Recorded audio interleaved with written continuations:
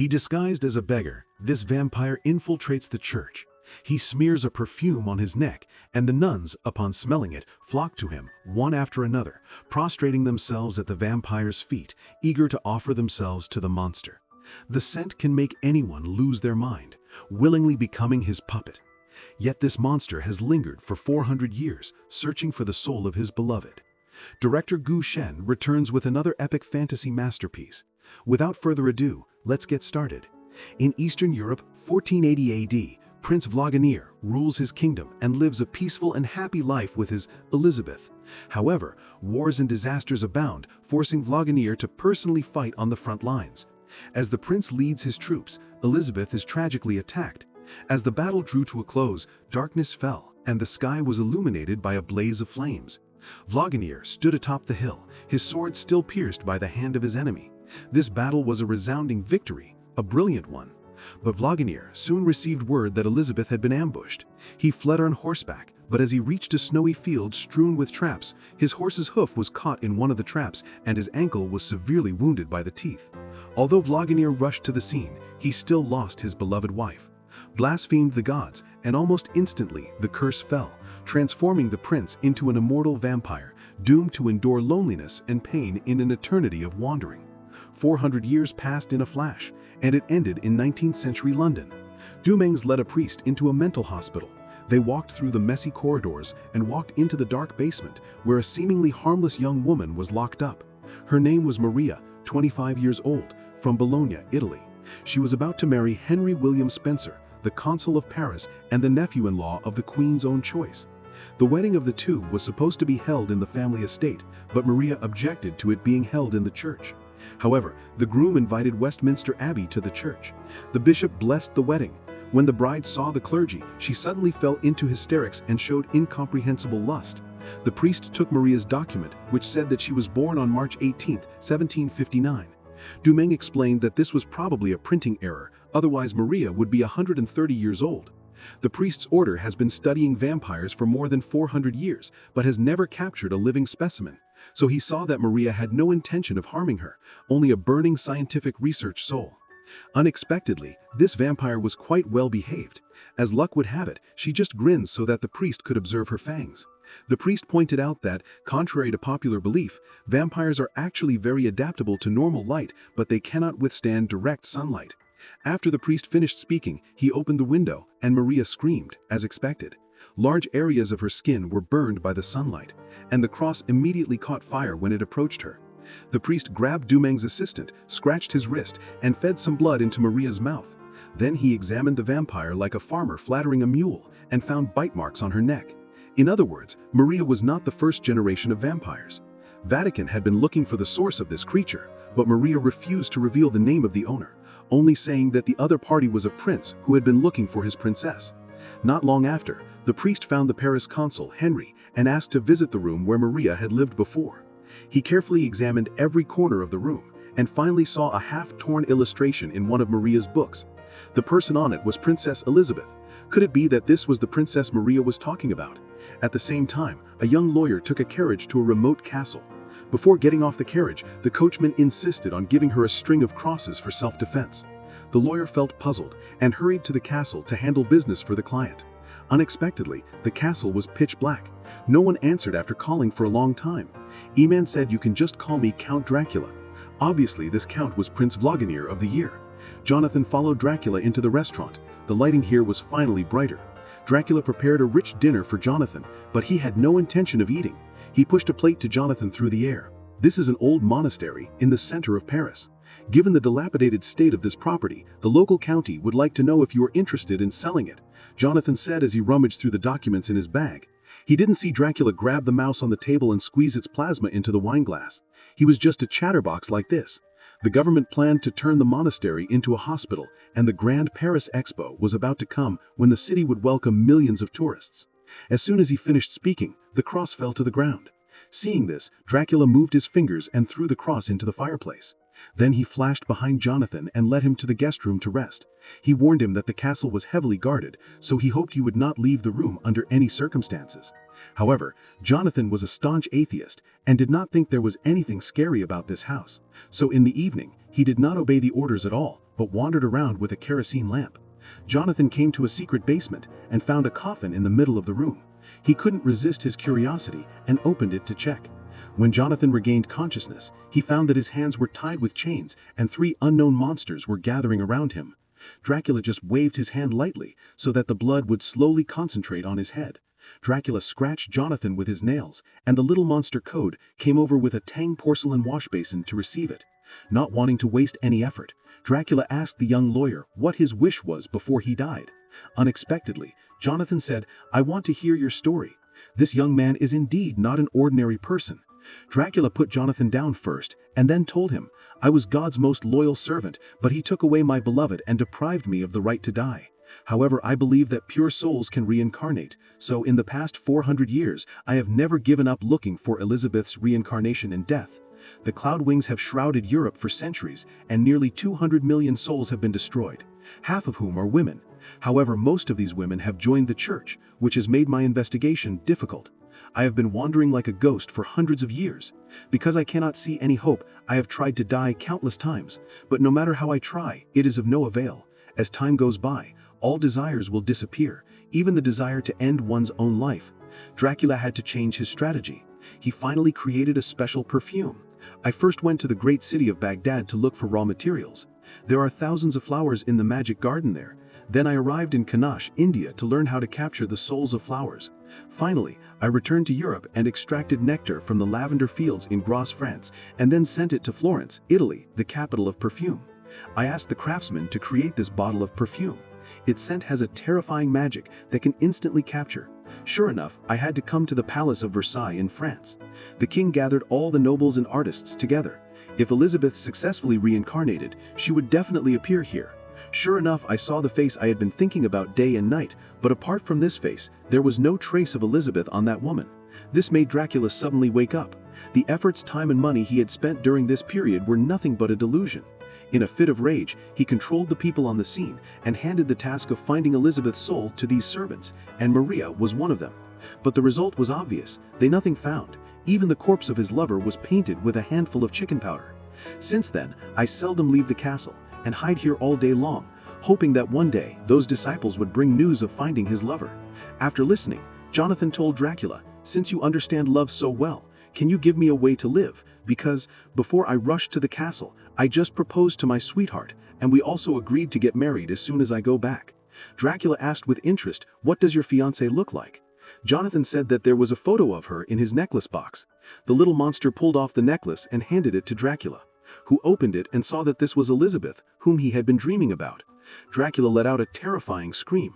Dracula immediately rushed into the restaurant and summoned all the monsters. "I need a fast horse, a bath, and a lot of effort to help myself restore my youth. But don't forget, in addition to Dracula, the priest is also looking for Elizabeth's reincarnation and found a picture of her. Like the Vatican, believes that the birth of vampires is due to God's curse. If God can give life, then she can also give death. What is interesting is that God can also forgive. So as long as the vampire sincerely repents, he can still lift the curse on his body and regain the right to die. However, the priest does not expect the vampire to repent. What he wants to do is to pierce Dracula's heart and chop off his head." At this time, the pig hand came to deliver something and accidentally glanced at the portrait on the pig. He couldn't help but sigh. How could the woman in the painting look so much like the young lady in the waiting room next door? The priest and Dr. Dumont hurried over to confirm. The lady was Jonathan's fiancée, Mina. He claimed that he was Maria's good friend. Because he learned that the other party was receiving treatment here, he came to visit Mina. And through the conversation between the 3 people, we know that Mina met Maria for the first time at a tea party hosted by Henri a few days ago. When the two met, the other party was very enthusiastic and took the initiative to take Mina to her room to chat. The whole process of getting along was very pleasant, but when the wedding started, Maria suddenly fell into a state of madness. Mina also revealed in the conversation that she was engaged. Although her fiancé is a good man, I always feel that something is missing in her heart, and often feel that she doesn't belong to this era. When the priest heard that she would not run away this time, he asked Mina to leave her address. As soon as the latter picked up the pen, the priest found that Mina was left-handed like Elizabeth in the portrait. This time it really took all the effort.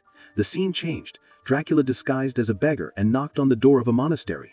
The kind nun let him in and went to help Dracula prepare food, but the But the vampire untied his cloak and found that his true identity was exposed. He applied the bottle of perfume on the side of his neck.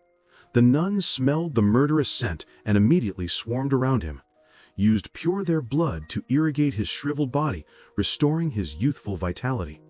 At the same time, Jonathan was thinking of a way to escape. He was trapped in the castle and could not go out. The only exit was a few windows.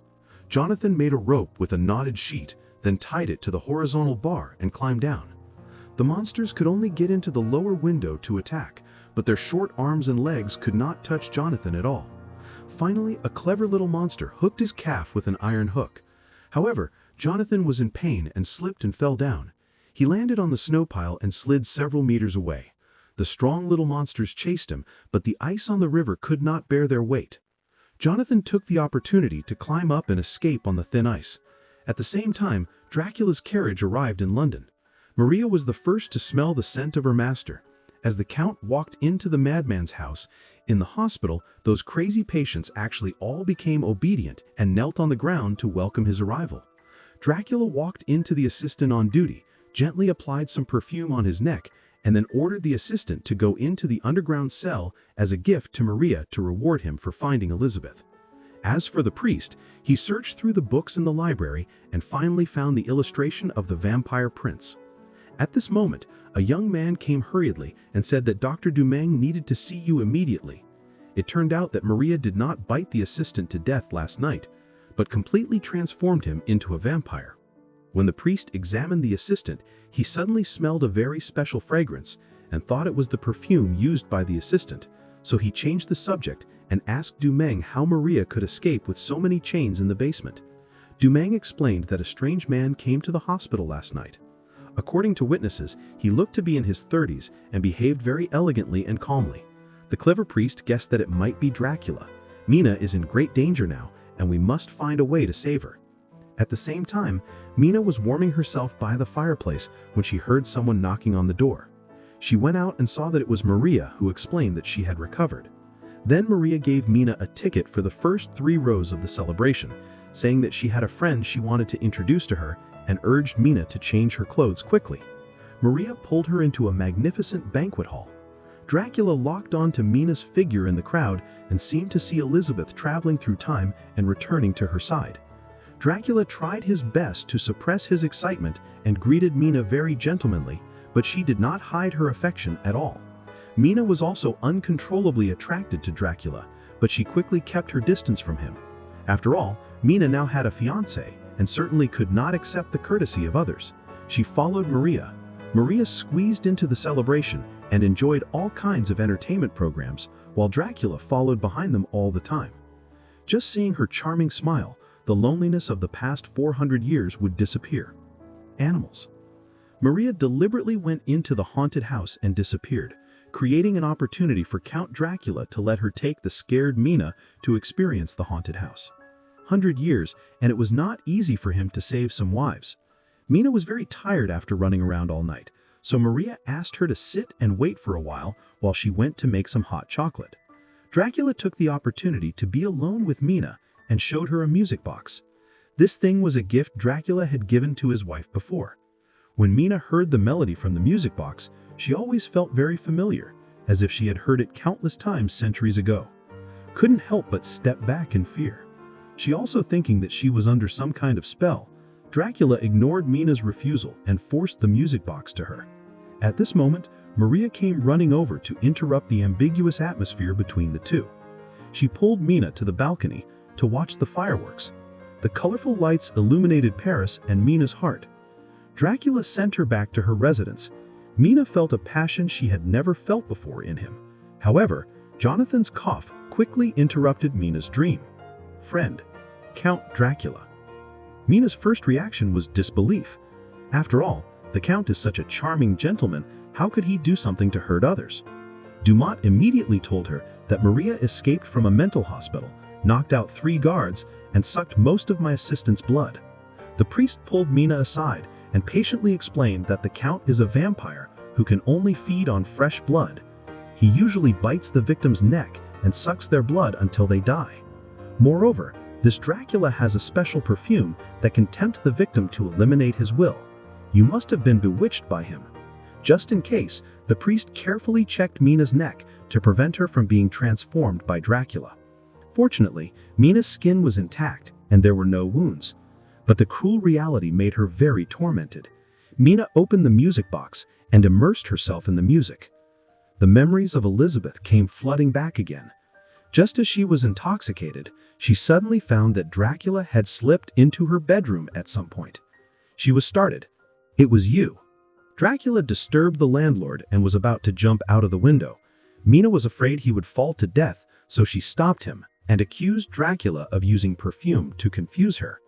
The latter explained, "I do have that kind of thing, but I have never used it on you." Dracula threw the perfume bottle into the fireplace. At this point, he simply confessed that he was indeed a vampire and had spent hundreds of years looking for his lover.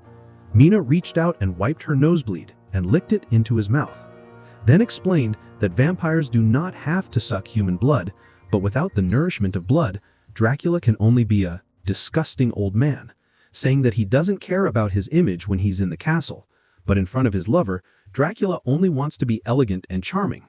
Facts have proven that Mina is really bewitched, and with the help of Dracula, she regains her memories of her past life. He exposes his neck, hoping to become Count Dracula's sister and stay with her lover forever. However, the priest who can love suddenly smells the captivating aroma, and he immediately goes upstairs with a pistol, but Dracula and Mina both disappeared.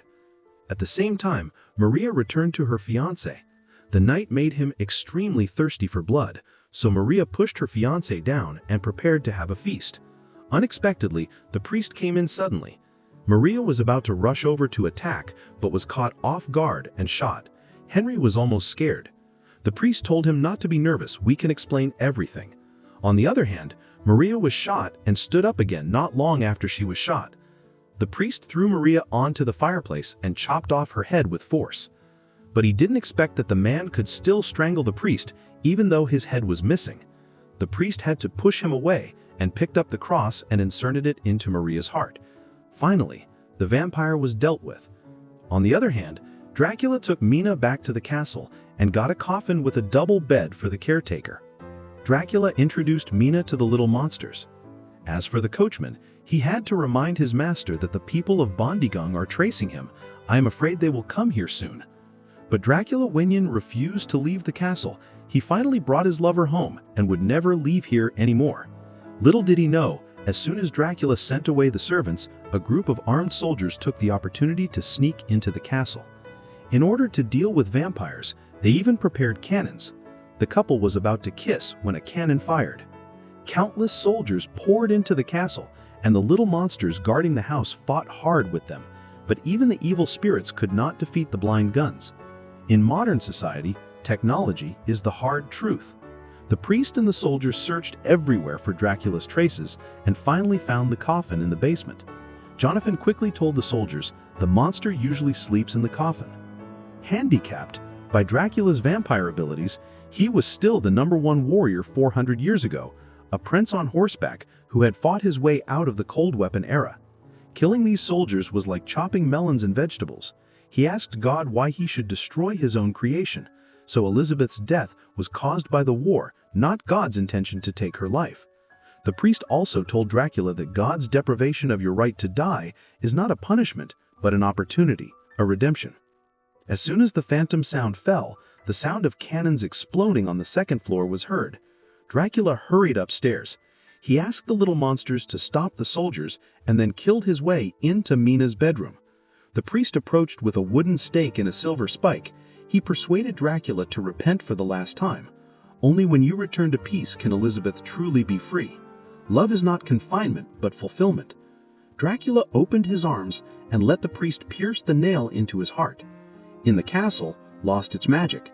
The little monsters turned back to their original appearance and left the cage. The priest completed his mission and left on a backpack, while Dracula's ashes floated out the window and disappeared forever in the sunlight. The video ends here.